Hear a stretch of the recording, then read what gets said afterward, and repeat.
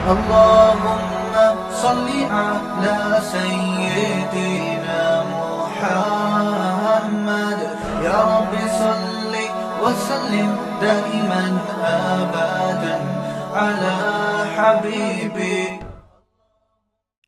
ان الذين يخشون ربهم بالغيب لهم مغفرة وأجر كبير وأسروا قولكم أو اجهروا به إنه عليم بذات الصدور ألا يعلم من خلق وهو اللطيف الخبير هو الذي جعل لكم الأرض ذلولا فامشوا في مناكبها وإليه النشور.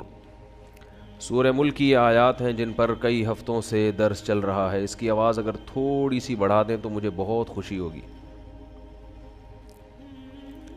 ان الذین یخشون ربہم، بے شک وہ لوگ جو اپنے رب سے ڈرتے ہیں.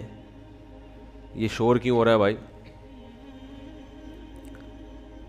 بے شک وہ لوگ جو اپنے رب سے ڈرتے ہیں بغیر دیکھے. لہم مغفرۃ، ان کے لیے مغفرت بھی ہے. وَأَجْرٌ کبیر، اور بہت بڑا اللہ نے اجر تیار کر کے رکھا ہوا ہے.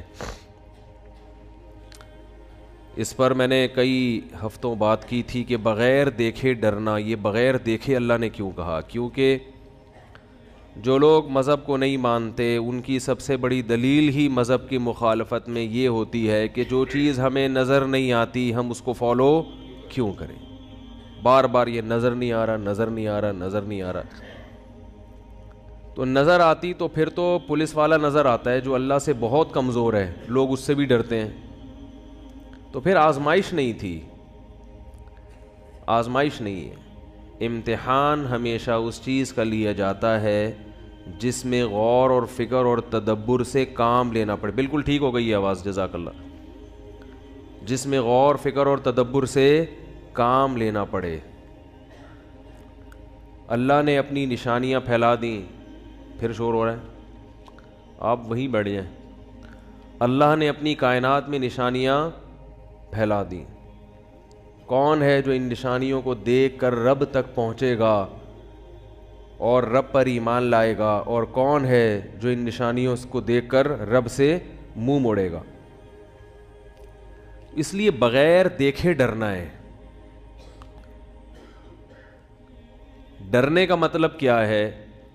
اللہ کی جو ذات ہے، قرآن میں جو اللہ نے اپنا انٹروڈکشن کروایا ہے، جو اپنا تعارف کروایا ہے، وہ ایسی ذات کے طور پر نہیں کروایا جس سے ڈرا جائے. دیکھو، جب کوئی آپ کو ڈرانا چاہتا ہے کہ مجھ سے ڈرو تو اپنی بدماشیوں کی پوری رپورٹ پیش کرتا ہے نا. کیا خیال ہے بھائی؟ کوئی علاقے میں نئے ایس ایچ او صاحب آ جائیں اور وہ چاہیں کہ پبلک مجھ سے ڈرے تو ایک ڈنڈا لے کے وہ نکلے گا پہلے دن، اور پوری ایک پولیس موبائل ہوگی، 2-4 چیزوں کو ٹھوکریں مارے گا، 2-4 ہوٹلوں میں جا کے کپ توڑے گا، اور ایسے ہی کوئی تھوڑی سی بدماشی دکھائے گا نا اپنی. لوگ کیا کہیں گے؟ بھائی یہ تو بڑا سخت آدمی آ گیا. کیا خیال ہے؟ ایسے ہی کہیں گے نا، تو بڑے سخت آدمی. کوئی محلے کا دادا آیا وہ نیا مارکیٹ میں، وہ آتے ہی بدماشیاں شروع کر دیتا ہے. تو ان سب چیزوں سے انسان اس سے ڈرنا شروع. عجیب بات ہے، اللہ تعالیٰ کہہ رہے ہیں کہ رب سے ڈرو، مگر قرآن میں جو اللہ اپنا تعارف کروا رہے ہیں وہ اس میں ڈرنے کا عنصر نہیں ہے. قرآن شروع ہو رہا ہے الحمدللہ رب العالمین، تمام تعریفیں اللہ کے لیے ہیں جو تمام جہانوں کا پالنے والا ہے. تو پالنے والے سے تو محبت ہوتی ہے یا ڈرا جاتا ہے؟ آپ اپنے پالنے والے کو جب دیکھتے ہو کہ جو دیکھو بچے کو ماں پالتی ہے تو بچہ ماں سے ڈرتا ہے یا محبت کرتا ہے؟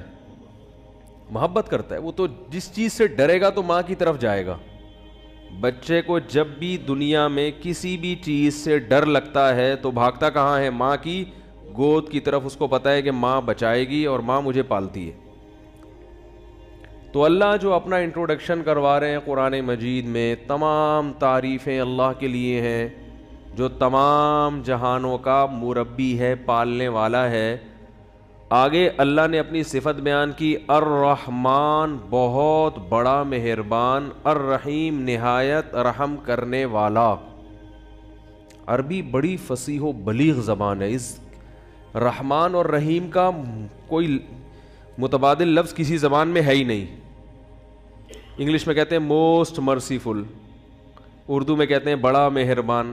حالانکہ رحمان الگ ہے، رحیم الگ ہے. عربی بہت فصیح و بلیغ زبان ہے.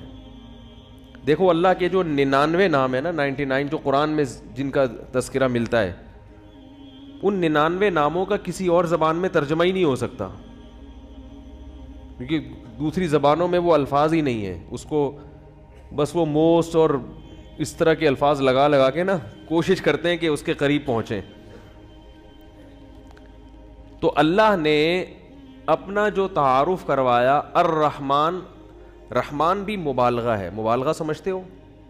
جیسے گڈ بیٹر بیسٹ نا، گڈ کا معنی اچھا، بیٹر کا معنی زیادہ اچھا، بیسٹ کا معنی سب سے اچھا. تو مبالغہ، اس مبالغہ کہتے ہیں کہ کسی میں کوئی صفت کوٹ کوٹ کے بھری ہوئی ہو، کوٹ کوٹ کے کسی میں کوئی صفت بھری ہوئی ہو، تو اس کے لیے عربی میں الگ سے الفاظ استعمال ہوتے ہیں. جیسے آپ یوں سمجھ لیں کہ ایک ڈرائیور ہے. ڈرائیور وہ ہوتا ہے، ڈرائیور کی دو قسمیں، ایک وہ جو گاڑی چلا رہا ہو تو ہم اس کو کہیں گے یہ ڈرائیو کر رہا ہے. ضروری نہیں کہ وہ ڈرائیور بھی ہو، ہر ڈرائیو کرنے والا ڈرائیور نہیں ہوتا. اور ایک وہ ہوتا ہے جو گاڑی نہیں بھی چلا رہا مگر پھر بھی کیا ہے بھائی، ڈرائیور ہے. بات آ رہی ہے سمجھ میں؟ اس کو صیغہ صفت کہتے ہیں. پہلی قسم کو اس میں فاعل کہتے ہیں. اس میں فاعل کا مطلب ڈرائیو کر رہا ہے، چاہے ڈرائیور ہو یا نہ ہو. اور یہ ڈرائیو نہیں بھی کر کے کیا ہے، ڈرائیور ہے. یعنی اس کو اتنی مہارت ہے کہ اس کی گویا لقب ہے، اس کی صفت پڑ گئی ہے ڈرائیور. بھائی یہ بندہ کیا ہے، ڈرائیور ہے، چاہے وہ ڈرائیو نہیں بھی کر رہا ہو. اور ایک آدمی ڈرائیور نہیں ہوتا لیکن وہ جب ڈرائیو کر رہا ہوتا ہے تو ڈرائیور کہتے ہیں، جب نہیں کر رہا ہوتا تو ڈرائیور نہیں بلکہ انجینئر ہے، یہ تو ڈاکٹر ہے، یہ ڈرائیور تھوڑی ہے. ابھی چونکہ ڈرائیو کر رہا ہے اس لیے ہم اس کو ابھی کیا کہیں گے، ڈرائیور. اس معنی میں نہیں بلکہ اس معنی میں کہ ڈرائیو کر رہا ہے. تو الرحمن کا مطلب یہ نہیں کہ رحم کرنے والا، رحم کرنے والا نہیں، کیونکہ جو جس وقت رحم کر رہا ہوتا ہے اس کو راحم کہتے ہیں. راحم، رحم کر رہا ہے. رحم اس کی صفت ہے یا نہیں ہے، اس کی ذات کے ساتھ چپکی ہوئی ہے یا نہیں، راحم کا لفظ اس کو ڈیفائن نہیں کرتا. بھائی سمجھ میں نہیں آ رہا کیا ہو گیا؟ رحمان کا مطلب ایک معنی تو رحمان میں ایک کا مطلب یہ اس کی صفت لازم ہے، اس کے ساتھ یہ چپکی ہوئی ہے. یعنی یہ گویا رحم جو ہے نا، رحم رحمت والا مادہ، اس کی جیسے ہم دیکھو کوئی کسی موقع پر بہادری کا ارتکاب کرتا ہے تو لوگ کہتے ہیں اس نے بہادری دکھائی، مگر ضروری نہیں کہ وہ بہادر بھی ہو. اور آسان مثال، ایک آدمی بدماش مشہور ہو جاتا ہے، بدماش محلے کا، لیکن وہ اس وقت بدماشی کر تھوڑی رہا ہے. ہر وقت تو کوئی بدماش بھی بدماشی نہیں کرتا، کبھی کبھار وہ شرافت کا مظاہرہ بھی کر رہا ہوتا ہے. تبھی کہتے ہیں ہے بدماش مگر اس دفعہ اس نے بڑی شرافت دکھائی ہے، شر اور آفت نہیں دکھائی، کہتے ہیں نا. لیکن اس کی وجہ سے اس کو شریف نہیں کہتے، ہم شریف نہیں کہتے. شریف وہ ہے جو شرافت میں مشہور ہو گیا ہو، اس کی یعنی جسم کا ایک خاصہ بن چکا ہو، اس کی ایک صفت لازم بن چکی ہو کہ بھئی یہ چونکہ بندہ شریف ہے لہذا یہ تو کبھی غلط کام کرے گا ہی نہیں. تو رحمان اور رحیم یہ صیغہ صفت ہیں، یہ اس میں فاعل نہیں ہے. کیا مطلب؟ اللہ کی ذات کے ساتھ رحمت ہمیشہ کے لیے اٹیچ ہو گئی ہے، یعنی اللہ کی صفت لازم ہے کہ اس نے رحمت بہرحال کرنی ہی ہے، کرنی ہے اس نے رحمت. جیسے جو ڈرائیور ہوتا ہے نا، ڈرائیور وہ گاڑی نہیں بھی چلا رہا ہوتا تو ڈرائیونگ آنا یہ بہرحال اس کا ایک لازمی صفت ہے. یہ تو آتی جہاں بھی بٹھا دو گے چلائے گا یہ، اگرچہ بھی نہیں. پائلٹ کسے کہتے ہیں؟ ضروری نہیں جو جہاز اڑا رہا ہو بلکہ جس کو اڑانا آتا ہو. تو اسی طرح راحم عربی میں کہتے ہیں جو رحم کر رہا ہو. رحمان اور رحیم کہتے ہیں رحمت جس کی صفت لازم ہو، اس کی ذات کے ساتھ متصل ہو، یعنی اس کی عادت ہو. تو جو راحم ہوتا ہے یا رحیم یا رحمان ہوتا ہے وہ غضب والا نہیں ہوتا. بات آ رہی ہے سمجھ میں کہ نہیں آ رہی؟ غضب اس کی صفت لازمہ میں سے نہیں ہے. کبھی کبھار غصہ آئے گا اس کو، اصل اس کی صفت غضب یا انتقام نہیں ہے. تو اللہ کی بھی اصل صفت ہے رحمت، مخلوق پر کیا کرنا؟ رحم. اور اللہ نے اپنا ایک نام کریم بھی بیان کیا. رحمان اور رحیم میں کیا فرق ہے میں بھی بتاتا ہوں. اللہ نے اپنا ایک نام بیان کیا قرآن میں کریم. کریم عربی میں مختلف معنی میں استعمال ہوتا ہے. کرم سے ہے نا بھائی, ہم پہ بھی کرم کر دو کچھ. کریم عزت دار کو بھی کہتے ہیں. علماء نے اس کا معنی بیان کیا ہے الذی یعطی بغیر استحقاق, وہ سخی جو استحقاق کے بغیر بھی عطا کرتا ہو. استحقاق گاڑا لفظ ہے. کیا مطلب؟ آپ کسی نعمت کے مستحق نہیں ہیں پھر بھی آپ کو دے رہا ہو. اس کو کیا کہتے ہیں؟ کریم. عزت دار. عزت دار آدمی جو ہے نا, پہلے زمانے میں عزت اس کو بولتے تھے کہ ایک مزدور کی تنخواہ 12,000 بنتی ہے, دے آپ کتنی رہے ہیں؟ 20,000. لوگ کہتے ہیں بڑا عزت دار آدمی ہے, یعنی اس کو اپنی جو شخصیت ہے اپنے وقار کو برقرار رکھنے کا خیال ہے. اس کا وقار لوگوں میں کیا رہے؟ برقرار رہے. کیونکہ لوگوں میں پہلے وقار سخاوت سے برقرار رہتا تھا, اب کنجوسی سے وقار برقرار رہتا ہے. حقیقت بتا رہا ہوں آپ کو. اب اگر مزدور کی تنخواہ 12,000 ہے تو اس کو دیں گے کتنے؟ 6,000, اور 6,000 روک لیں گے ترسا کے ذلیل کر کے اس کو دینے کے لیے. سمجھ رہے ہیں نا؟ اور پھر ایسے دیں گے جیسے کوئی احسان جتلا رہے ہیں اس کے اوپر.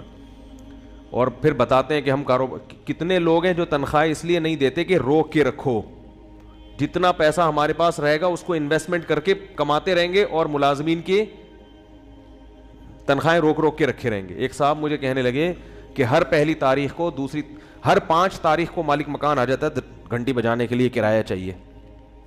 کیسا کنجوس ہے؟ میں نے کہا کنجوس تو آپ ہو, مکان آپ اس کا استعمال کر رہے ہو, آپ کو چاہیے کہ آپ اس کے گھر کرایہ پہنچاؤ ہے بھائی. اس کا مکان پورے مہینے استعمال کر لیا, پہلی تاریخ کو آپ کے ذمے ہے کرایہ دینا, وہ کیوں آ رہا ہے آپ کے گھر میں گھنٹی بجانے کے لیے؟ آپ کیوں نہیں جا کے دے رہے اس کو؟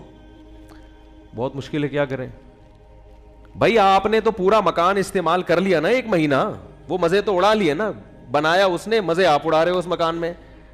اب وہ 5 تاریخ کو آ جاتا ہے, وہ پھر بھی 5 کو اس لیے آ رہا ہے کہ چلو پہلی کو تنخواہ ملی ہوگی تو میں ایک دم نہ پہنچ جاؤں. 5 تک آپ کو اس نے سہولت دے دی. ہونا کیا چاہیے کہ آپ نے بھی تو اس کا پورے مہینے مکان استعمال کر لیا. اب آپ کا فرض بنتا ہے کہ اس کے گھر پہ آئے بغیر آپ اس کو کرایہ. تو ہمارے یہاں نا الٹی گنگا بہ رہی ہے, لوگوں کو پتہ ہی نہیں ہے کس کا حق کیا ہے. بس کوئی مانگنے آ جائے نا اپنا حق, غصہ آتا ہے کیوں مانگ رہا ہے یہ, مانگ کیوں رہا ہے یہ.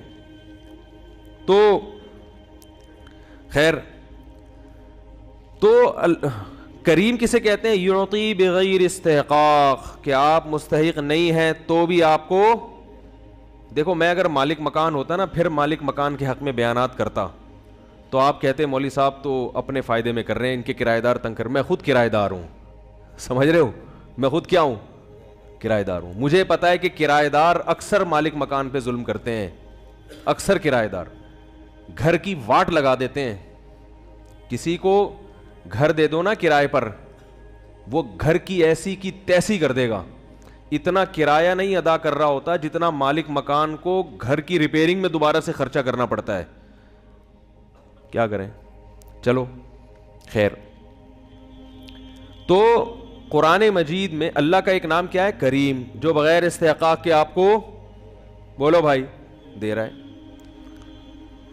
آپ مستحق نہیں ہیں پھر بھی دے رہا ہے. تو اللہ نے اپنے جتنے نام قرآن میں بیان کیے, اور خاص طور پر 2 صفات اللہ نے اپنی بہت زیادہ ہائی لائٹ کی ہیں, الرحمن اور بولو بھائی الرحیم. یہ صفات اللہ کو اتنی محبوب ہیں. پہلے میں رحمان اور رحیم کا فرق بتا دوں. دونوں میں مبالغہ ہے. اچھا, 2 طرح سے مبالغہ ہے. ایک تو یہ کہ راحم کا مطلب اس وقت رحم کر رہا ہے, رحمان اور رحیم کا مطلب رحمت اس کی صفت لازمہ ہے, تو یہ بھی ایک مبالغہ ہو گیا نا.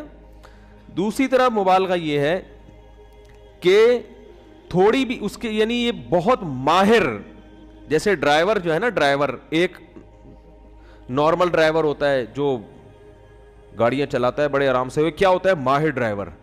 تو ماہر ڈرائیور کے لیے الگ سے تو کوئی انگلش میں لفظ نہیں ہے, نہ اردو میں ہے. تو عربی میں مبالغے کے الگ سے صیغے ہوتے ہیں جس سے پتہ چلتا ہے کہ یہ صفت اس میں بہت زیادہ, ایک تو اس کے لازمی حصہ ہے یہ, دوسرا تھوڑی نہیں ہے بلکہ کوٹ کے اس کے اندر یہ صفت بھری ہوئی ہے. تو الرحمن کا مطلب بھی رحمت بہت زیادہ ہے اللہ کے اندر, اور رحیم کا مطلب بھی رحمت بہت زیادہ ہے اللہ کے اندر. اب بہت زیادہ کا جب دونوں کا مطلب ہی بہت زیادہ ہے تو یہ الگ الگ الفاظ کیوں ہیں؟ کیا ہو گیا بھائی؟ سوال پیدا ہوتا ہے نا کہ جب دونوں کا مطلب بہت زیادہ رحمت ہے تو رحمان کا لفظ الگ کیوں, رحیم کا لفظ الگ کیوں؟ تو علماء نے اس کا مفہوم بیان کیا ہے کہ بہت زیادہ رحمت دو طرح سے ہوتی ہے. میں اس کو مثال سے سمجھاتا ہوں. دیکھو ہم کہتے ہیں کہ فلاں آدمی علاقے کا بہت بڑا سخی آدمی ہے, بہت بڑا سخی. تو بہت بڑے سخی کے دو مطلب ہوتے ہیں. ایک مطلب تو یہ کہ ہر ایک کو نوازتا ہے, کوئی بھی فقیر اس کے پاس چلا جائے قرضہ مانگنے کے لیے, بھیک مانگنے کے لیے, تو کسی کو بھی مایوس نہیں کرتا, چاہے تھوڑا دے مگر دیتا ضرور ہے. یہ بھی بہت بڑا سخی ہے. کیا خیال ہے؟ اتنا سخی تو دنیا میں کوئی نہیں ہوتا, کوئی بھی مانگے تو کچھ نہ کچھ دینا ہی ہے لازمی. اور ایک بہت بڑا سخی وہ ہوتا ہے کہ وہ ہر ایک کو نہیں دیتا. وہ پہلے تھوڑی آواز کم ہو گئی ہے اس کی, وہ تحقیق کرتا ہے, شور ابھی بھی ہو رہا ہے, وہ تحقیق کرتا ہے کہ کوئی مستحق ہے یا نہیں ہے. ہر ایک کو نہیں دیتا, اس کو پتا ہے بھائی فراڈی فقیر بہت معاشرے میں گھوم رہے ہیں, کوئی بھی آئے گا تو بیوقوف بنا سکتا ہے, وہ تحقیق کرتا ہے. لیکن جب تحقیق سے ثابت ہو جائے کہ یہ واقعی مستحق ہے تو پھر تھوڑا نہیں دیتا, پھر چھپڑ پھاڑ کے دیتا ہے اس کو. اس کو بھی لوگ کیا کہتے ہیں؟ یار بڑا آدمی ہے بھائی, بڑا سخی آدمی ہے. تو اللہ تعالیٰ میں جو رحمت والی صفت ہے یہ دونوں صفتیں اعلیٰ وجہ الکمال ہیں. الرحمن کا مطلب اس کی رحمت سے کوئی بھی بچا ہوا نہیں ہے, کوئی ایسی مخلوق نہیں ہے جس پہ اللہ نے رحم نہ کیا ہو. اور رحیم کا مطلب رحم بھی تھوڑا نہیں کرتا, بہت زیادہ کر رہا ہوتا ہے. تھوڑا رحم نہیں بلکہ بہت زیادہ رحم کرتا ہے وہ. اسی وجہ سے علماء کہتے ہیں کہ رحمان اللہ دنیا میں ہے اور رحیم آخرت میں ہوگا. یہ ایک مفہوم بیان کیا گیا ہے. رحمان کا مطلب ہر ایک پر رحم کر رہا ہے, کافر پر بھی اور مسلمان پر بھی. لیکن رحیم صرف کس کے لیے ہوگا؟ مسلمان کے لیے آخرت میں, جو جنت کی صورت میں ان پر رحم کرے گا, جو جس کی کوئی مثال نہیں ملتی. جنت ایسی اللہ نے بنائی ہے کہ بہت تھوڑا عمل ہم نے کیا اور اللہ اس کا بدلہ بہت زیادہ دے گا. جنت, آج لوگ جنت کا بھی مذاق اڑاتے ہیں. مولانا طارق جمیل صاحب کا بیان ہونے والا تھا یونیورسٹی میں, تو کسی نے فیس بک پہ پوسٹ لگائی ہوئی تھی کہ وہ یونیورسٹی کی لڑکیوں کے ساتھ کہیں گئے ہوں گے تفریح کرنے کے لیے, تو ابھی ہم نے دنیا کی حوریں دیکھی, اب کل ہم جنت کی حوروں پر بیان سنیں گے. ابھی ہم نے دنیا کی حوریں دیکھی, اب کل ہم کس پر بیان سنیں گے؟ جنت کی حوروں پر. ٹھیک ہے, اس طرح کی پوسٹ چلانے والے کا مقصد کوئی جنت کا مذاق اڑانا نہیں ہوگا, لیکن حقیقت ایسی چیزوں سے جنت کی اہمیت کم ہو جاتی ہے, ایک مذاق بن جاتی ہے کہ اچھا ایک چلو یہ بھی ایک حور ہے تو وہ بھی ایک حور ہے. تو اس طرح کی پوسٹ نہیں چلانی چاہیے. میں یہ نہیں کہہ رہا وہ گستاخ رسول ہیں اور گستاخ ہیں, ان کا سر قلم کر دو, اور اتنا بھی فری ہونے کی ضرورت, جذباتی ہونے کی ضرورت نہیں ہے. بعض دفعہ انسان کی توجہ نہیں ہوتی, وہ ایک چیز مزاح میں کر دیتا ہے. لیکن میں نہیں کہہ رہا کہ وہ یہودی ایجنٹ ہے, پری پلان یہ کام کیا ہے. یہ لوڑے لپاڑے جو آج کل مارکیٹ میں آ رہے ہیں سب کچھ چلا دیتے ہیں. لیکن حقیقت کیا ہے کہ اس طرح کی جو چیزیں ہیں وہ جنت کا کسی بھی طرح سے مذاق نہ اڑایا جائے.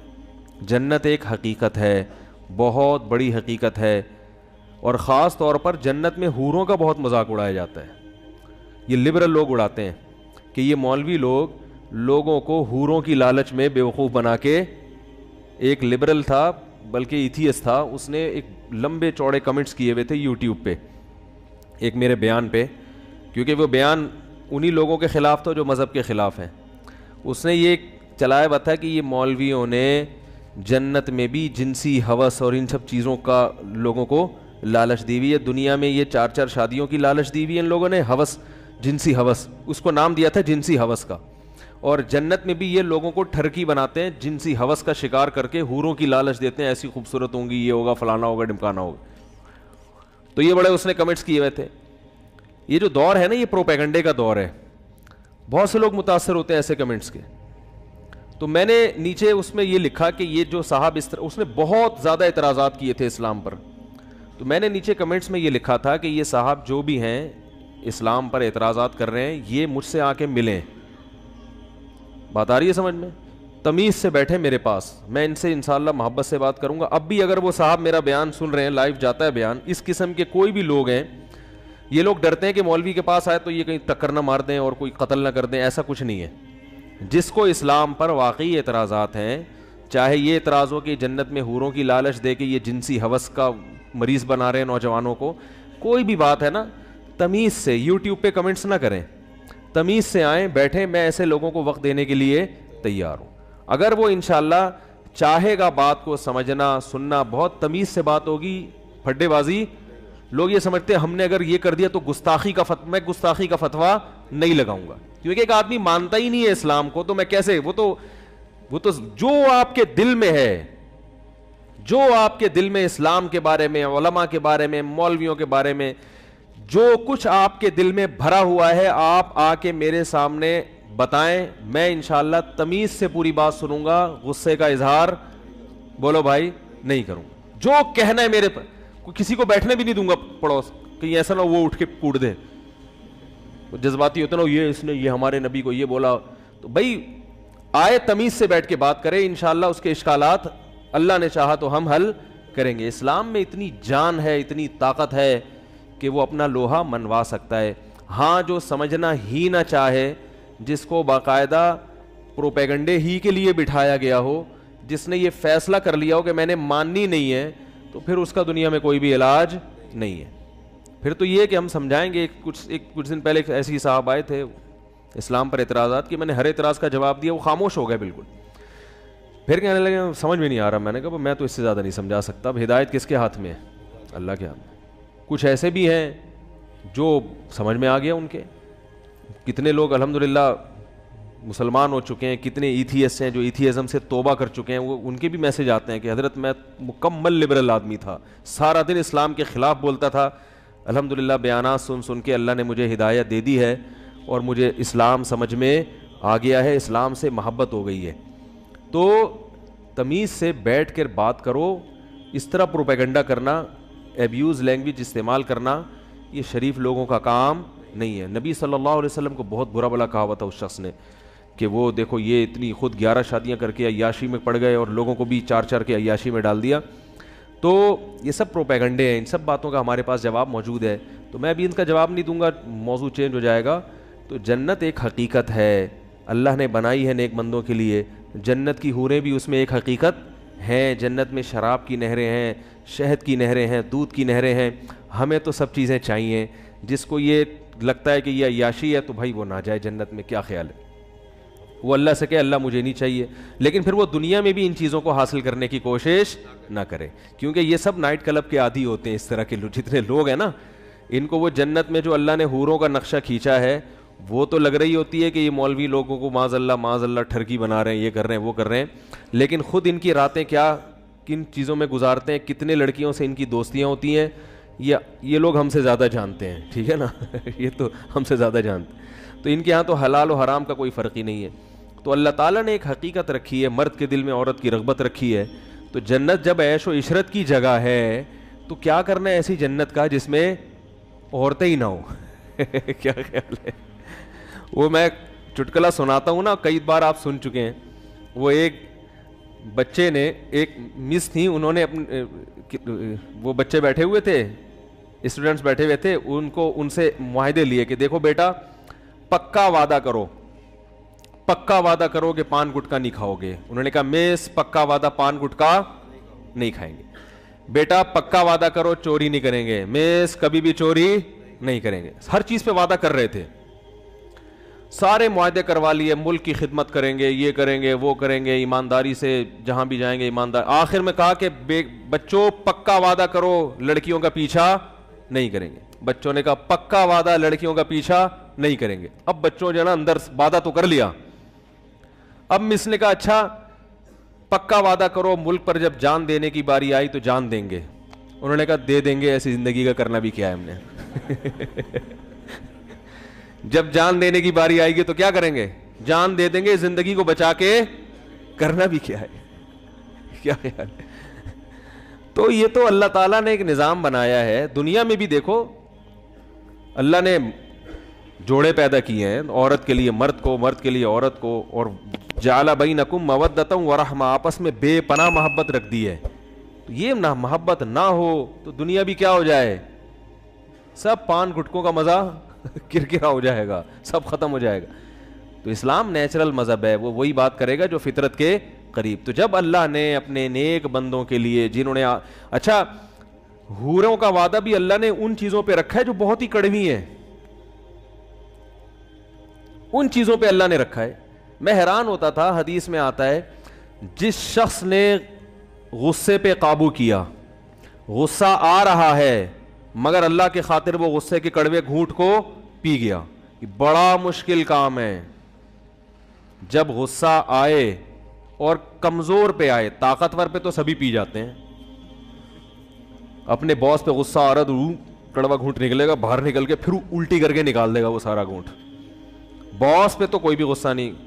کوئی جونیئر آفیسر ہے آرمی میں، وہ ابھی جیسے مجھے بھی غصہ آ رہا ہے پی رہا ہوں میں، کیا خیال ہے بھائی، بار بار اسپیکر دائیں بائیں ہو رہا ہے. انہوں نے بڑی محنت کی ہے آج، پھر بھی پتہ نہیں کیا مسئلہ ہے یہ. تو غصے کے کڑوے گھونٹ کو پینا سخت. کمزور پہ، بیوی پہ غصہ آ رہا ہے پی گئے، بچوں پہ غصہ آ رہا ہے پی گئے، بوڑھے باپ پہ غصہ آ رہا ہے پی گئے. کیونکہ وہ بیچارہ ہے، وہ تمہیں کما کے کھلانا تھا، کھلا دیا، اب وہ آپ کے کام کا نہیں ہے. وہ بیچارہ بس پڑا ہوا ہے، کھانس رہا ہے. اب وہ بات پہ آپ کو پوچھتا ہے کہاں جا رہے ہو، کہاں سے آ رہے ہو، آپ کو غصہ آتا ہے. اللہ کیا کہہ رہے ہیں، اس غصے کے کڑوے گھونٹ کو پی جاؤ. بڑا مشکل ہے پینا. اس پہ کوئی الاؤنس نہیں ملتا گورنمنٹ کی طرف سے، اس پہ کوئی تنخواہ نہیں بڑھتی، انکریمنٹ نہیں لگتا، اس پہ کچھ بھی نہیں ہوتا. تو یہ صرف اللہ کے لیے کہ یار باپ پہ غصہ آ رہا ہے پی جاؤں، ماں پہ غصہ آ رہا ہے. بیٹی کو ماں پہ آج غصہ آتا ہے نا تو نکال دیتی ہے غصہ، وہ چپ نہیں بیٹھتی. یہ آج کل لڑکیوں میں بڑا مسئلہ ہے، ماں کے سامنے چیختی چلاتی بہت ہے. یہ تصور نہیں تھا ہمارے معاشرے میں کہ بیٹی ماں کے سامنے اونچی آواز سے بات کرے، لیکن آج کل ہو رہا ہے. چھوٹی بچیاں تو چلو وہ تو بالغ بیٹیاں، کیا فائدہ ایسی تعلیم کا بھائی؟ آپ نے ماں کے سامنے اپنی زبان پہ کنٹرول کرنا نہیں سیکھا تو کیا فائدہ ایسی تعلیم کا؟ سارا زور ماں باپ کا بھی نا، سارا زور تعلیم پر ہے، پھر اولادیں ایسے ہی نکلتی ہیں. تربیت کی ان کو بھی فکر. انسان کا بچہ، جو میں بھی کہہ رہا تھا نا مارکیٹ میں شارٹ ہیں، پڑھے لکھے کو انسان کا بچہ نہیں کہتے، تربیت یافتہ کو انسان کا بچہ کہتے ہیں. سمجھا پا رہا ہوں میں اپنی بات؟ جس کی تربیت ہو، جو اپنے بڑوں کے سامنے چپ رہتا ہو، اس کو کیا کہتے ہیں؟ یہ مارکیٹ میں ایسے لوگ شارٹ ہیں. اس لیے میں لوگوں کی عقیدت سے کبھی متاثر نہیں ہوتا. لوگ آتے ہیں ہاتھ پاؤں مفتی صاحب چومتے ہیں. بعض لوگ ہاتھ بھی چومنا شروع کر دیے، حالانکہ میں نہیں پیر و مرشد تو ہوں نہیں. مجھے پتہ ہوتا ہے کہ اس کے مزاج کے خلاف جس دن میں نے بات کی، یہ تھوکنا بھی گوارا نہیں کرے گا. عوام کی عقیدت ایسی ہی ہوتی ہے. میں نے رمضان میں ایک سیاسی جماعت کے حق میں تھوڑی سی بات کر دی تھی، اس کے مخالف پارٹی کا ایک آدمی بیٹھا تھا، اعتکاف توڑ کے چلا گیا. میری عقیدت محبت میں اعتکاف میں آیا یہاں ہماری مسجد میں، مفتی صاحب کی مسجد میں بیٹھوں گا، اتنے اچھے ہیں مفتی صاحب. میں نے جو بات کی حمایت میں بھی نہیں کی، وہ ایسی بات تھی جس سے تھوڑی سی حمایت ٹپک رہی تھی کہ فلاں پارٹی کی تھوڑی سی کیا کر رہا ہوں، حمایت. وہ تھے اس پارٹی کے کیا مخالف. اتنا غصہ آیا ان کو کہ میں تو مفتی صاحب کو نیک آدمی سمجھتا تھا، انہوں نے اس پارٹی کی کیا کر دی، اعتکاف توڑ کے. یہ بھی نہیں دیکھا کہ اعتکاف توڑنا جائز نہیں. تو پبلک کی عقیدت سے جو متاثر ہو جائے، سارے ایسے نہیں ہوتے الحمدللہ، کچھ واقعی تمیز کے بھی ہوتے ہیں لیکن یہ عقیدت محبت یہ بڑی عجیب چیز ہے. ذرا سی مزاج کے خلاف ظرف ہے ہی نہیں لوگوں میں. بھائی یہ فرض کر لو کہ ان سے غلطی ہو گئی ہوگی، مولوی صاحب سے، انسان ہے، غلطی ہو گئی ہوگی تو غلطی نہیں ہو سکتی کیا؟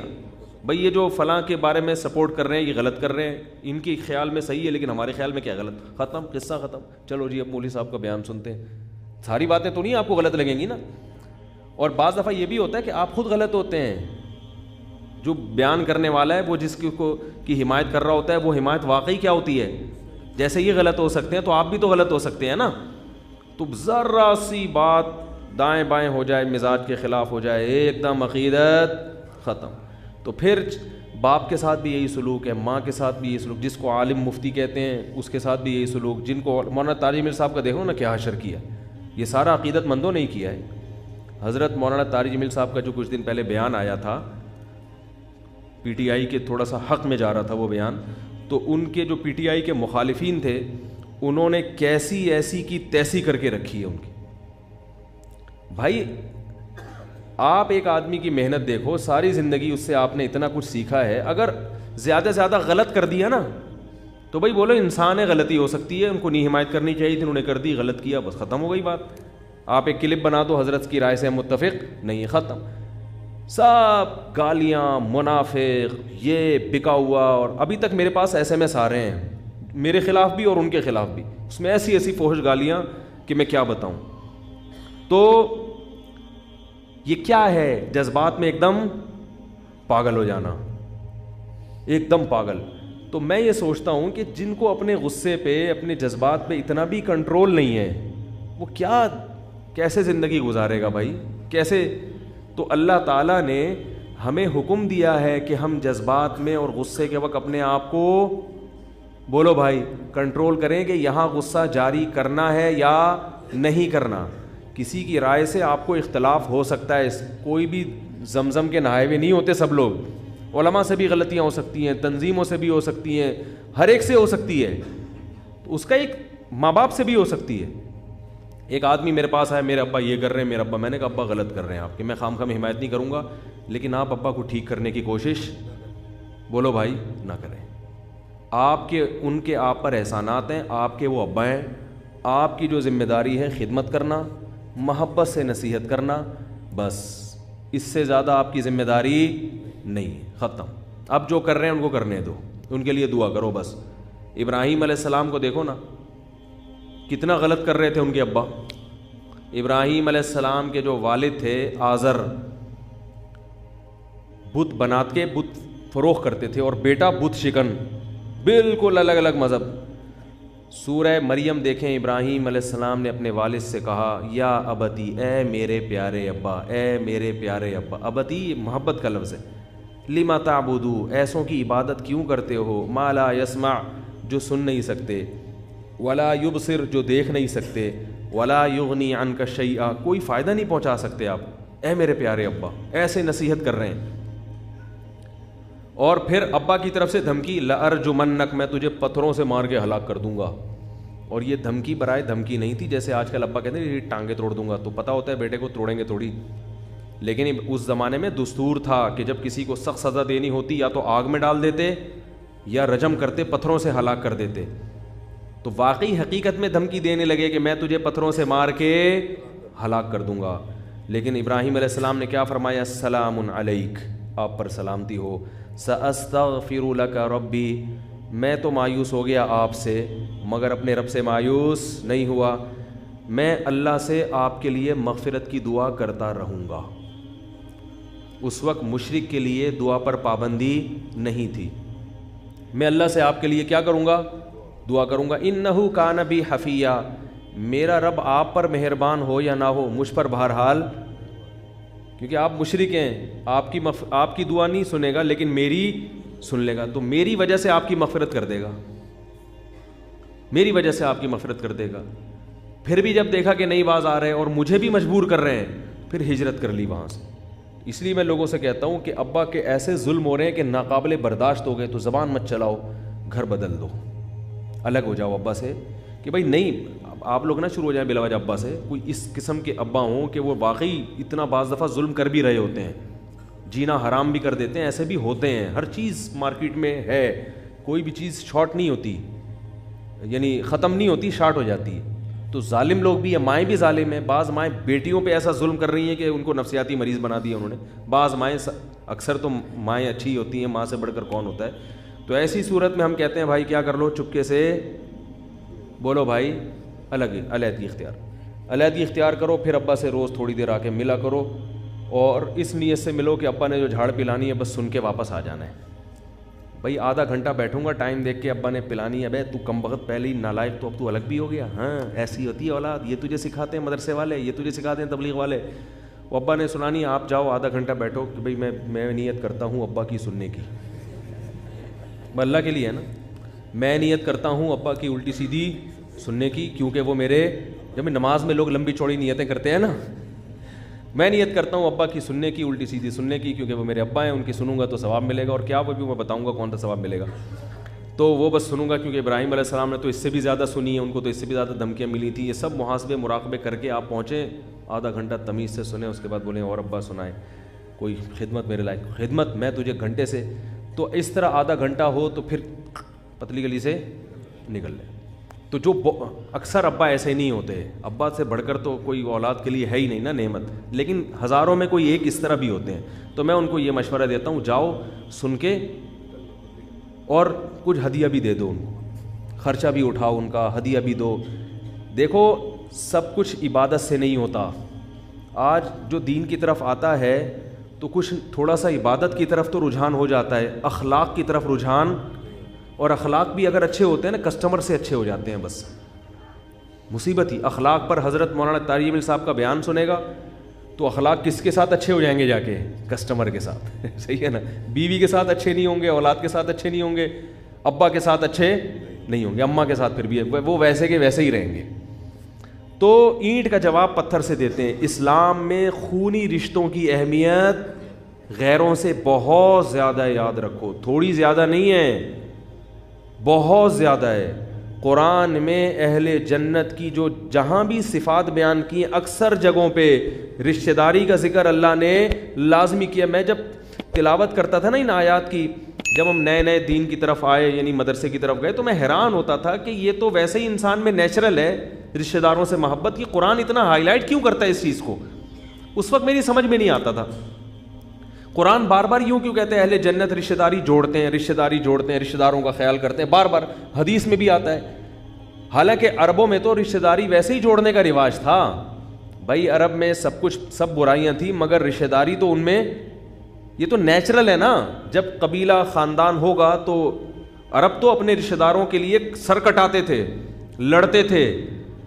عربوں میں یہ دستور نہیں تھا کہ ایک بھائی کو آپ نے پیٹ دیا تو بس اب گئے، نا نا نا نا نا. ایک بھائی کو کسی نے مار دیا تو اب اس بھائی کے جتنے ریلیٹیو ہیں وہ آپ کو نہیں چھوڑیں گے. بولے کہ ہمارے بھائی پہ ہاتھ کیسے اٹھایا؟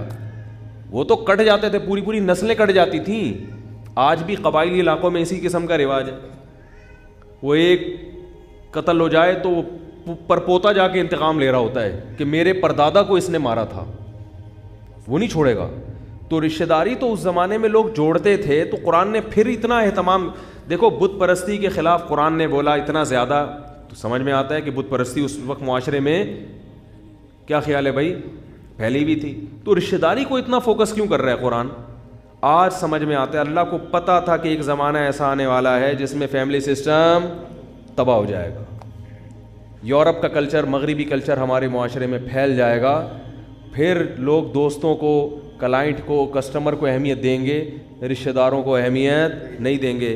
اور رشتہ داری جوڑنے میں جو برکتیں اور فائدے ہیں وہ دوستیوں میں نہیں ہیں. خونی رشتے جو ہے نا یہ ایک دوسرے کی تربیت کی فکر میں لگے رہتے ہیں، نیچرل ہے یہ. تو یہ جتنے مضبوط ہوں گے، ان میں جتنی زیادہ محبت ہوگی، اتنا ہی معاشرے میں نا صالح افراد پیدا ہوں گے، اچھے افراد پیدا ہوں گے. اور جتنی ان میں آپس میں نفرتیں ہوں گی، اتنے ہی معاشرے میں چور اور ڈاکو زیادہ پیدا ہوں گے. تو یہ بہت، اسلام نے بہت زیادہ اس فیملی سسٹم کو مضبوط کرنے پر زور دیا ہے. یہ تمہارا نظام جو فیملی کا جو سسٹم ہے نا، یہ بہت مضبوط ہونا چاہیے. تو اس کے جوڑ کی بہت کوشش کی ہے. یہاں تک کہ نبی صلی اللہ علیہ وسلم نے فرمایا، جب نبی نے فرمایا نا رشتہ داری جوڑو، بہت زیادہ آپ نے تاکید کی اور بہت زیادہ آپ نے اس کی اہمیت بیان کی قرآن میں بھی. تو صحابہ کو خیال ہوا کہ بھائی رشتہ داری جوڑنے کا مطلب یہی ہے کہ بھائی ہم بھی اچھا سلوک کریں جیسے کہ وہ اچھا کر رہا ہے. تو نبی صلی اللہ علیہ وسلم نے یہ غلط فہمی دور کی. فرمایا کہ نہیں، رشتہ داری جوڑنا اسے نہیں کہتے کہ جو تم سے جڑے تم اس سے جڑو، نا نا نا نا، یہ مطلب ہی نہیں ہے. فرمایا رشتہ داری جوڑنے کی جو میں ترغیبیں دے رہا ہوں، جس پر اللہ نے جنت کی بشارت دی ہے، یہ وہ ہے کہ وہ تم سے ٹوٹے پھر بھی تم اس سے جڑو. یہ بڑا مشکل کام ہے بھائی، بہت بڑا مشکل کام ہے، کیونکہ طیش میں آ جاتا ہے آدمی. کیونکہ انسان اسی سے جڑتا ہے جس سے اس کا کوئی مالی مفاد وابستہ ہو، ورنہ وہ جڑ کے کیا کرے گا؟ کیا خیال یہ ہو گیا بھائی؟ غلط تو نہیں کہہ رہا؟ ارے بھائی ایک آدمی ناراض ہوتا رہا, لوگ کیا کہتے ہیں, کوئی بھائی سے ناراضی ہو جائے, بہن سے ہو جائے, ہونے دو میرا کیا اکھاڑ لے گی, کہتے ہیں نا. میں ٹی وی میں آ رہا ہوں کیا, کچھ بول تو لو بھائی. بھائی بہنوں میں لڑائی ہو جائے تو وہ ایک دھمکی دے کہ میں تجھ سے بات نہیں کروں گی, دوسری جواب میں کیا کہتی ہے, تو بات نہ کر کے میرا کیا اکھاڑ لے گی, یہی بولے گی نا. جا نہیں کرنی ہے کرو, نہیں کرنی ہے. ہم تو بھائی جو تمیز سے بات کرے اس سے تمیز سے ملتے ہیں, جو نہیں ملے ہم بھی نہیں ملتے. یہ ڈائلاگ ہیں جو مارکیٹ میں ایسے سستے بک رہے ہیں, مارکیٹ میں ہر جگہ آپ کو مل. بھائی کی بھائی سے لڑائی ہو جائے, بھائی ملتا ہے ملے, نہیں ملتا میرا یہ کیا سمجھتا ہے میں اس کے ٹکڑوں میں پلتا ہوں کیا, اللہ کا شکر ہے اپنا کھاتا ہوں اپنا پیتا ہوں. یہ سنتے رہتے ہیں ہم لوگ. یہ بھائی اپنا کھاتے ہیں اپنا پیتے ہیں, ہم کون سے ٹکڑوں کے محتاج ہیں, ملنا ہے ملو, نہیں ملنا نکلو. کیا خیال ہے؟ تو پہلے بھائیوں میں چلا, بہنوں میں چلا, اب ابا اماں پہ بھی آ گیا. اب کہاں چلا گیا؟ ابا اماں پہ بھی یہ ڈائلاگ چل رہے ہیں. بھائی ابا ہیں, کھلا دیا ہم نے, انہوں نے کون سا ہمارا کوئی اتنا خیال کیا ہے, تو بھائی ٹھیک ہے اچھی طرح سے چلتے ہیں, ٹھیک ہے, نہیں تو بھائی یہ چیزیں ہمارے معاشرے میں بھی چل رہی. بیوی کو بھی یہ دھمکی دیں گے, بیوی شوہر کو دھمکی دے گی. دھمکیوں پہ جو چل رہا ہے حساب کتاب. صرف وہاں دھمکی نہیں دیتے جہاں ڈر ہوتا ہے کہ وہ اس سے بڑی دھمکی نہ دے دیں. جیسے ایک آدمی نے چاقو نکالا نا, کسی کی رکھ دیا کہ تیری جیب میں جو کچھ ہے نکال دے. اس نے جیب سے بندوق نکالی. بولا اب تیری جیب میں جو کچھ ہے, اب تیری جیب میں جو کچھ ہے نکال. تو جس کا ڈر یہ ہوتا ہے کہ یہ بندوق ہی نہ نکال دے, وہاں تو ایسے یس سر. گورنمنٹ کے اداروں میں جا کے دیکھو کیسے یس سر جی سر. میں اکثر اپنا واقعہ بتاتا ہوں کہ ایک جگہ میں گیا گورنمنٹ کے ادارے میں, کسی کے ساتھ گیا, کوئی گواہی تھی, پتہ نہیں کیا معاملہ تھا. تو وہ پلاٹوں کا کوئی فائلیں پہ سگنیچر کروانے تھے, پلاٹ پہ کسی فائل پہ سگنیچر کروانے تھے کسی آفیسر سے. اب اس آفیسر کا ٹائم یا تو ختم ہو گیا تھا یا ہونے والا تھا, تو اس نے سگنیچر سے انکار کر دیا. اب جو ملازم کھڑا ہوا ہے نا, میں دیکھ رہا تھا اس کے اسٹائل کو. میں بہت زیادہ آبزرو کرتا ہوں چیزوں کو, جب بھی کہیں بچپن سے میری عادت ہے. میں اس کا اسٹائل دیکھ رہا تھا, ایسے بھیکاری پن والا منہ بنا کے نا, سر پلیز سگنیچر کر دیں. اسٹیٹ ایجنٹ تھا وہ, اس کا چونکہ کمیشن تھا نا اس سگنیچر کروانے میں. اس نے نا غصے میں, آفیسر نے فائل اٹھا کے یوں پھینکی ہے, یا تو اس کے منہ پہ ماری ہوگی جو لگی نہیں, دیوار پہ جا کے لگی. اتنا غضبناک ہوا, بولا نہیں کروں گا جاؤ. ذرا بھی غصہ نہیں آیا اس اسٹیٹ ایجنٹ کو. میں یہ سب چیزیں نوٹ کر رہا تھا. میں اس سے سبق لے رہا تھا کہ اگر اس کا 10واں حصہ بھی ہم اللہ کے ساتھ کر لیں, کیا خیال ہے بھائی؟ بعض دفعہ اللہ بھی ہمیں کسی آزمائش میں ڈال دیتا ہے, تو ہم فوراً منہ سے کفر بکنا بجائے اس کے کہ لجاجت کریں اور عاجزی کر لیں اللہ کے سامنے کہ بھئی اللہ نے آج تک اتنی نعمتیں کی ہیں, تھوڑی سی آزمائش آ گئی تو اس میں بھی ہمارا فائدہ ہوگا, اور جھک جائیں. نہ کفر بکنا شروع کر دیں گے, خودکشی کی باتیں. اسی طرح والدین کے ساتھ بھی یہی معاملہ ہے. تھوڑا سا والدین یہی کام اگر باپ کرتا تو دیکھو پھر اولاد کیسے چیختی چلاتی. اگر باپ فائل اٹھا کے پھینک دیتا, بیٹا کہتا جاؤ تم نے تو ساری زندگی ہماری ماں کو بھی ستایا, یہ تانے ہمیں بھی ستاؤ گے, یہ کر دو گے, میں یہ کر دوں گا, میں دیکھتا ہوں, میں 3 دن تک گھر سے غائب ہو جائے گا بتائے بغیر. تو میں دیکھ رہا ہوں کہ وہ آفیسر کے سامنے پھر, کیونکہ اس کا کمیشن مارا جا رہا ہے 20-25 ہزار روپے کا, پھر میں نے دیکھا وہ فائل اٹھا کے لایا, اس کو جھاڑا, پھر سر کے پاؤں میں لگ رہا ہے, گر رہا ہے, اور سر پلیز, اور ایسے مکھن لگائے ہیں کہ اس کمبخت سگنیچر کروا کے ہی چھوڑے, اس نے کام نکلوا کے نکل گیا. سبق حاصل کرنا چاہیے ان واقعات سے. اس کو غصہ نہیں آ رہا, اس کو پتہ ہے میرا کمیشن مارا جائے گا, اور اس کو تو روزانہ اسی سر سے واسطہ ہے نا, اسی آفیسر سے روزانہ اس کا واسطہ ہے. وہ کہے گا اس سے پھٹا کر کے میں جاؤں گا کہاں. تو بات یہ ہے کہ وہاں 20-25 ہزار کا کمیشن نظر آ رہا ہے, تو اخلاق بھی اچھے. اس کو پھر اخلاق پر حضرت مولانا طاری جمیل صاحب کا بیان سننے کی ضرورت نہیں ہے, اس نے کبھی سنا بھی نہیں ہوگا.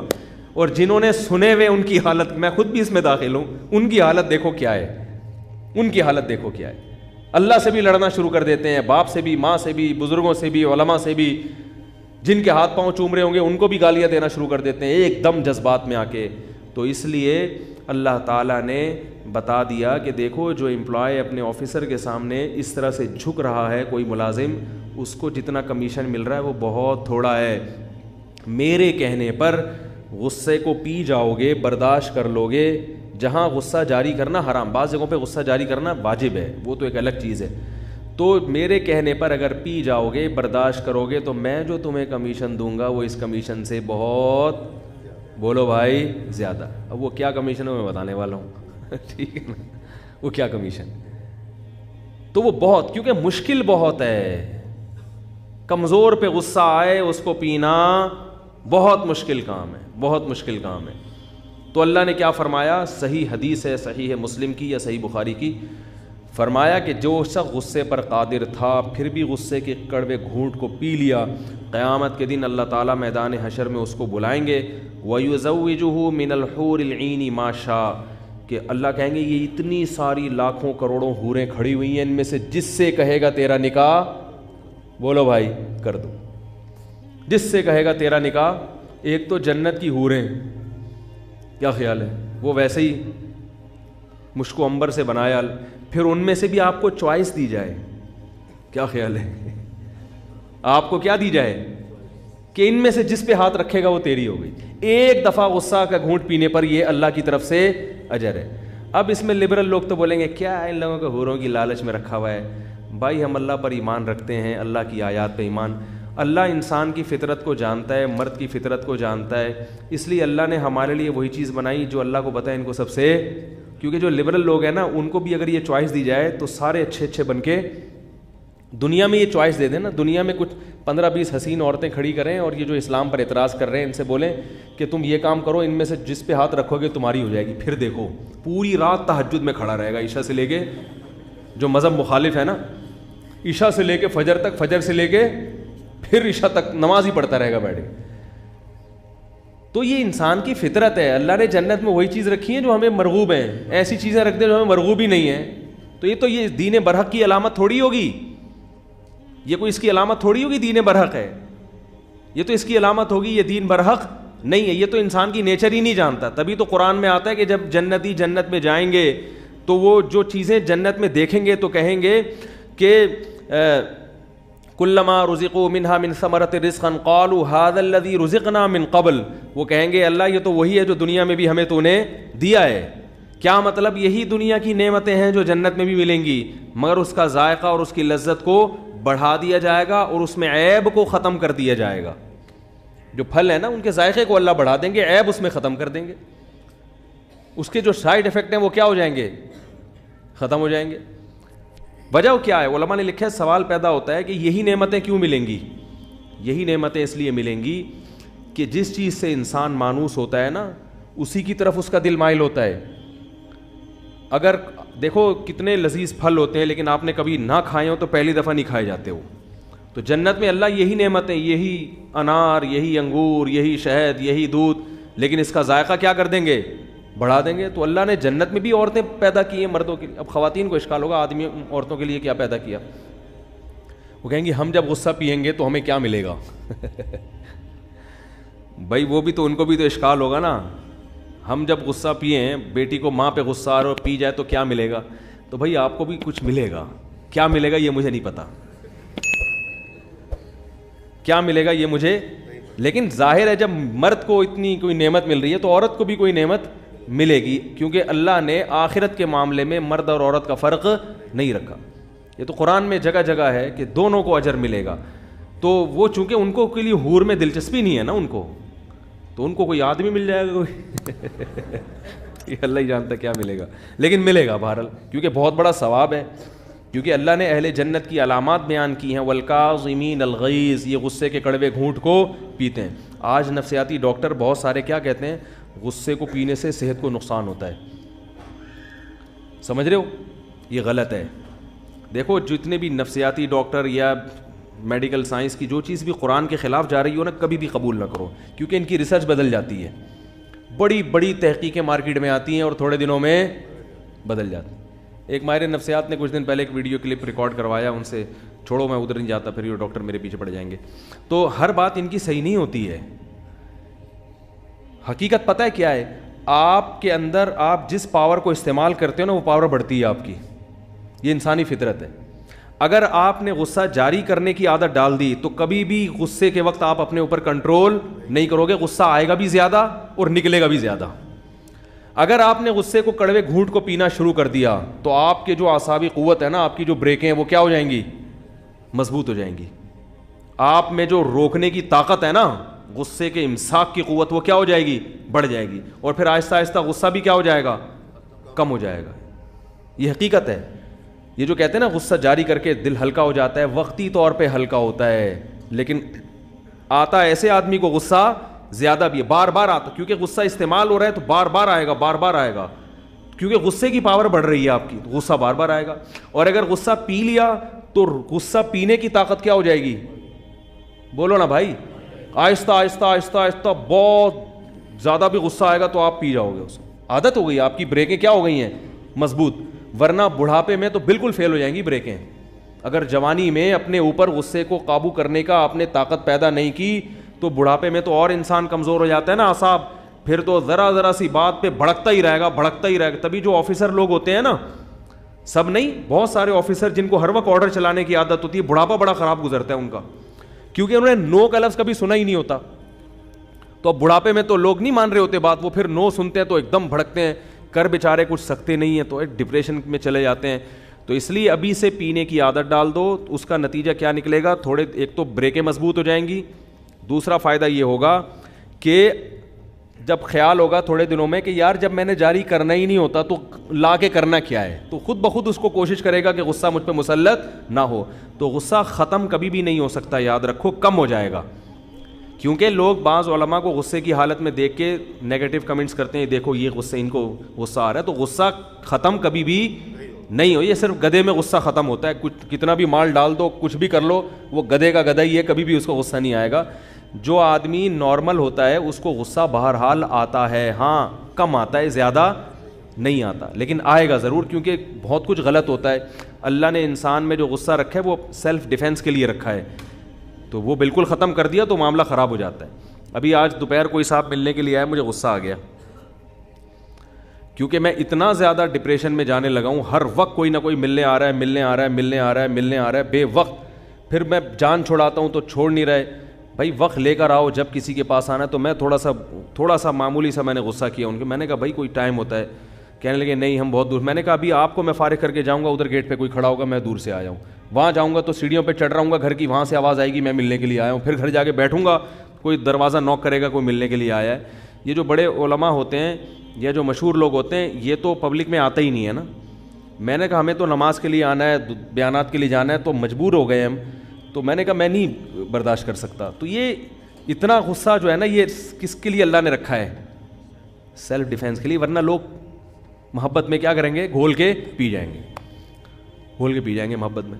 تو وہ آ جاتا ہے انسان کو, بھائی کچھ تو تمیز سے, آرام سے, معذرت کے ساتھ زندگی کو. ابھی آ رہا تھا لیکن اللہ کا شکر ہے میں نے پی لیا. حور کا تصور جیسے ہی کیا میں نے پی لیا, الحمدللہ. ٹھیک ہے, تو ملاقات ضرور کریں, 100 دفعہ کریں, لیکن وقت لے کے, ٹائم لے کے آؤ. پھر ہم نہ بیٹھیں تو آپ کا حق, پھر آپ غصہ کریں, آپ کا حق بنتا ہے.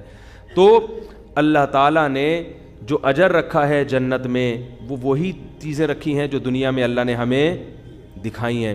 تو اس لیے یاد رکھو, جنت کو معمولی چیز نہ سمجھیں. یہ ایک حقیقت ہے, جن کی سمجھ میں آ گئیں تو قرآن ان کے حالات بھی بیان کرتا ہے. آپ اسلاف کے حالات دیکھو, اسلاف کے حالات, راتوں کو جاگتے تھے جنت کی لالچ میں. دنیا میں تھوڑی سی چیز کی ہمیں لالچ ہو جائے کیسے پاگل ہوتے چلے جاتے ہیں. اور یاد رکھو یہ جو اللہ نے جنت اور جہنم, ہاں میں پہلے وہ بات مکمل کر لوں جلدی سے. رحمان کا مطلب کیا ہوتا ہے؟ سب پہ رحم کرتا ہے. رحیم کا مطلب رحمت بھی بہت زیادہ کرتا ہے. تو یہ بہت زیادہ رحمت بعض علماء کی رائے کے مطابق کہاں ہوگی؟ میری رائے تو یہ ہے کہ اللہ نے دنیا میں بھی بہت زیادہ رحمت کی ہے, اور جنت تو بہت ہی زیادہ ہے, وہ تو بہت زیادہ ہے. تو اب اللہ نے اپنی جو صفات بیان کی ہیں وہ بہت مہربان اور نہایت رحم کرنے والا. تو اس میں ڈرنے کا تو کوئی, پھر ڈریں کیوں بھائی؟ جب اللہ رحم کرنے والا ہے, کیسی رحمت ہے؟ حدیث میں آتا ہے کہ جب اللہ نے اس کائنات کو بنایا, دیکھو جب بھی کوئی نیا ملک بنتا ہے تو ایک قانون بنتا ہے نا, دستور بنتا ہے, آئین بنتا ہے. کیا خیال ہے, کیا ہو گیا بھائی؟ ایسا ہوتا ہے کہ نہیں ہوتا؟ جب بھی کوئی نئی ریاست وجود میں آتی ہے تو قانون بنتا ہے کہ بھائی اس ریاست میں اس آئین کے تحت سب سے پہلے یہ لکھا جاتا ہے یہ ایک لبرل حکومت ہوگی یا مذہبی حکومت ہوگی. کیا خیال ہے, جمہوری طرز پہ ہوگا یا عامریت اس میں رہے گی, بادشاہت ہے یا جمہوریت ہے, سب چیزیں طے ہو جاتی ہیں. تو نبی صلی اللہ علیہ وسلم نے ارشاد فرمایا کہ اول ما خلق اللہ القلم, جب اللہ نے اس کائنات کو بنایا نا تو کائنات بنانے کے بعد اب اس کے لیے آئین لکھنا تھا، اللہ نے آئین تیار کرنا تھا نا، ایک لا کہ کیا کیا کس اصول کے تحت اس کائنات کو میں چلاؤں گا. تو لکھنے کے لیے سب سے پہلے کیا چاہیے؟ قلم. یہ ہمیں سمجھانے کے لیے مثالیں دی گئی ہیں. تو اول ما خلق اللہ القلم، اللہ نے سب سے پہلی چیز کیا بنائی؟ قلم. اب یہ دستور، اب اللہ کو الیکشن کرانے کی ضرورت نہیں ہے، سینٹ سے منظور کرانے کی ضرورت نہیں ہے، خود ہی اللہ نے اپنے لیے آئین بنایا جس آئین کا اللہ پابند ہوگا.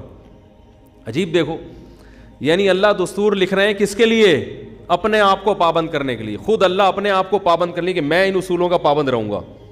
یہ تعبیرات ہیں. فرمایا سب سے پہلی چیز جو اللہ نے اس قلم سے لکھی ہے، سب سے پہلی چیز بنائی قلم، اور اس سے کیا لکھا؟ سب سے پہلا لفظ جو اللہ نے لکھا ہے سبقت رحمتی علی غضبی، کہ میری رحمت میرے غصے پر غالب رہے گی. میری رحمت میرے غصے پر، یعنی اصول قیامت تک کے لیے اللہ نے ہمیشہ کے لیے بنا دیا. کیا مطلب؟ رحمت کی کوئی ریزن نہیں ہوگی. بات آ رہی ہے سمجھ میں؟ غالب کا مطلب یہی ہے نا بھائی، غصے کے موقع پہ غصہ آئے گا، سب کو آتا ہے، اللہ کو بھی غضب آئے گا غضب کے موقع پہ، لیکن رحمت غالب رہے گا. کیا مطلب؟ رحمت کسی ریزن کی محتاج، یعنی کسی پہ ترس کھاؤں گا، رحم کروں گا، اس کا کوئی سبب، یعنی ضروری نہیں کہ کسی نے کچھ اچھا کیا ہو تو میں اس پہ رحم کروں، ویسے ہی رحم کروں گا. اور غضب پر رحمت غالب کا مطلب بعض دفعہ ایسا بھی ہوگا کہ ایک پہلو اس کا تقاضا کرتا ہے کہ اس پہ رحم کیا جائے، اور ایک پہلو سے دیکھا جائے تو اس پہ یہ غضب کا مستحق ہے، تو رحمت والے پہلو کو ایسے موقع پہ کیا کر دوں گا؟ بولو بھائی، غالب. رحمت والے پہلو کو کیا کر دوں گا؟ غالب. تو یہ نہیں کہا کہ میرے اندر غضب ہی نہیں ہے، غضب کبھی پھر تو جہنم ہی نہ بناتا اللہ تعالیٰ، نافرمانوں کو کبھی سزا دیتا ہی نہیں. کیا مطلب؟ رحمت کے آثار زیادہ مرتب ہوں گے، معاف کرنے کا عنصر زیادہ رہے گا، سزا دینے کا عنصر ختم نہیں ہوگا، کم ہوگا. تبھی دیکھو قرآن میں آتا ہے وَيَعْفُو عَنْ كَثِيرٍ، فرمایا بہت ساری مصیبتیں تمہاری بدعمالیوں کی وجہ سے آتی ہیں، لیکن ساتھ ساتھ یہ بھی بتا دیا وَيَعْفُو عَنْ كَثِيرٍ، ساری بدعمالیوں کی سزا میں نہیں دیتا، بہت ساری خطائیں کیا کرتا ہوں؟ معاف کرتا ہوں. یعفو مٹا دیتا ہوں. ہمیں تو بہت تھوڑی غلطیوں کی سزا مل رہی ہوتی ہے، اس پہ ہم اتنا چیخ رہے ہوتے ہیں، سب غلطیوں کی ملنا شروع ہو جائے تو کسی قابل ہی نہ رہیں. زیادہ تر کیا کر رہا ہوں؟ معاف، اور وہ بھی بغیر، یعنی بغیر وجہ کے. اور اگر معافی کی وجہ ہو، یعنی غلطی کر کے توبہ کر لی، پھر یہ اللہ نے اپنے اوپر لکھ دیا ہے کہ توبہ کرنے والے کو کیا کروں گا. آئین میں کیا لکھا ہے اللہ نے؟ جو توبہ کرے گا تو اپنے اوپر معافی کو کیا کر لیا اللہ نے؟ واجب. توبہ کو واجب کر لیا. 99 سال تک کوئی گناہوں میں مبتلا رہے، 99 سال میں اس کافر کو خیال آیا آج میں توبہ کر کے اسلام کی طرف آتا ہوں، آج میں گناہوں سے توبہ کرتا ہوں، تو اس کے آنے میں تو دیر ہو سکتی ہے، اللہ کے معاف کرنے میں دیر نہیں ہو سکتی.